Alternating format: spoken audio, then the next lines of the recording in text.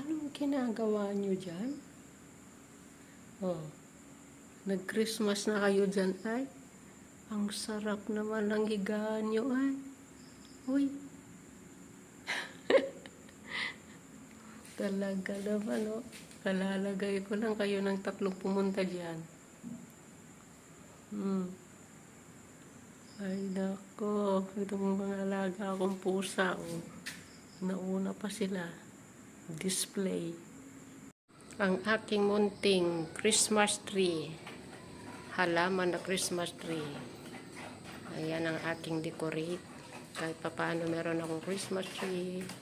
Ito. Ayan. Na-arrange ko kanina ang halaman with Christmas light.